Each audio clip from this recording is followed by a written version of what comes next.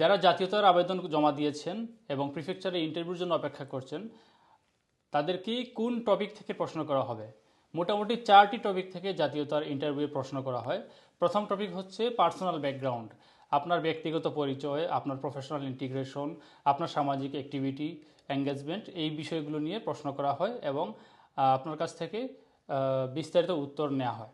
দ্বিতীয় টপিকটি হচ্ছে ফ্রান্সের ভ্যালু এবং ইনস্টিটিউশন, ফ্রেঞ্চ রিপাবলিকের ভ্যালুগুলো কী কী এবং এর ইনস্টিটিউশনগুলো কী, এই সম্পর্কে প্রশ্ন করা হয়। আপনি লাইসিটি, ইগ্যালিটি এবং ফ্র্যাটার্নিটি সম্পর্কে কী জানেন, এই সম্পর্কে আপনার ব্যক্তিগত মতামত কী, সেইগুলো সম্পর্কে কিন্তু মতামত নেওয়া হয়। তৃতীয় টপিকটি হচ্ছে ফ্রেঞ্চ হিস্টোরি, মানে ফ্রান্সের ইতিহাস সম্পর্কে কিছু প্রশ্ন করা হয়।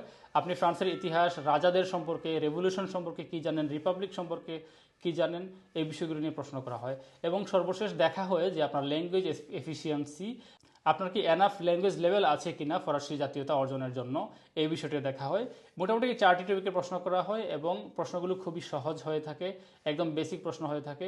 জিওগ্রাফি থেকে কিছু প্রশ্ন আসে, ফ্রান্সের কিছু কিছু নদীর নাম, কিছু ফুলের নাম, এই বিষয়গুলো নিয়ে প্রশ্ন করা হয়। ফ্রেঞ্চ কিউজিন, কালচার সম্পর্কে কিছু প্রশ্ন করা হয়। তবে বড় মোটা দাগে হচ্ছে মূল হচ্ছে এই 4টি জিনিস থেকে আসলে প্রশ্নগুলো আসে।